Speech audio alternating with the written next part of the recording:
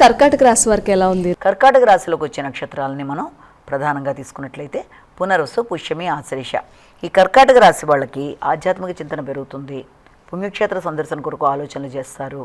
అలాగే దూర ప్రదేశాల్లో ఉండే వ్యక్తులు, ఎవరైనా ఉన్నత స్థాయి వ్యక్తుల యొక్క సహకారం, ముఖ్యంగా స్త్రీల యొక్క సహకారం అనేది మీకు లభ్యం అవ్వడం అనేది, దానితో మీ యొక్క విద్య, ఆధ్యాత్మిక ఆలోచనలు అన్నీ కూడా అభివృద్ధికరంగా ముందుకు వెళ్ళడానికి ఎక్కువ ప్రయత్నాలు చేయడం, విదేశీ ప్రయాణాల కొరకు ప్రయత్నాలు చేసేవారికి, విదేశీ విద్య కొరకు ప్రయత్నాలు చేసేవారికి దానికి సంబంధించిన విషయాల్లో ఒక లైన్ దొరకడం, ఆ విషయంలో దానికి సంబంధించిన వ్యక్తులు, గురువులు, పెద్దల్ని కలిసి మాట్లాడడం మొదలైన వాటికి ఆస్కారం ఉన్న రోజుగా కూడా భావించవచ్చు.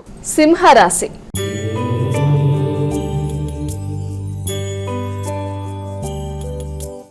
సింహరాశి వారికి ఎలా ఉంది ఈరోజు? సింహరాశిలోకి వచ్చే నక్షత్రాలు తీసుకున్నట్లయితే మకా, పుబ్బ, ఉత్తర.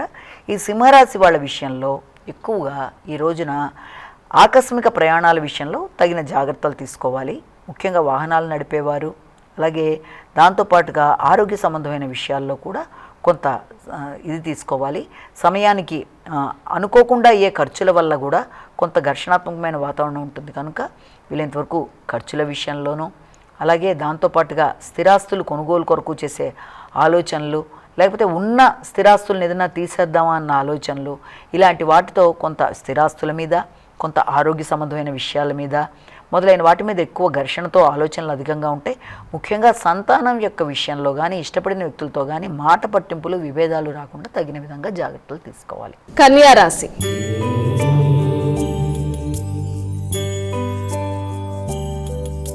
కన్యారాశి వారికి ఎలా ఉందండి ఈరోజు? కన్యారాశిలోకి వచ్చిన నక్షత్రాలు తీసుకున్నట్లయితే మనకి ఉత్తర, హస్త, చిత్త.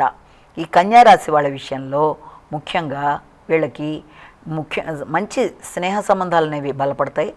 అలాగే భాగస్వామికి సంబంధించిన బంధువర్గంతో ఈ రోజున కలియడం, వారికి మీ యొక్క సలహా సంప్రదింపులు అందించడం, విదేశీ ప్రయాణాల కోసం ఎక్కువ ఆలోచించడం, జీవిత భాగస్వామితో కలిపి చక్కగా మంచి ప్రదేశాలకు వెళ్ళడానికి ప్రయత్నాలు చేయడం, అలాగే వారికి అభివృద్ధి అనేది ఏర్పడడం, అంటే జీవిత భాగస్వామికి కానీ భాగస్వామి వ్యవహారాల మీద కొత్త వ్యక్తుల పరిచయాలు, ఆ పరిచయాలని ఎంతవరకు మనం నమ్మి ముందుకెళ్లాలా అని మీ యొక్క కుటుంబంలో దానికి సంబంధించిన తర్జన భర్జన లాంటివి పడడం, అలాగే వ్యసనపరులైన వ్యక్తులతో వీళ్ళంతవరకు దూరంగా ఉండడం అనేది చాలా మంచిది.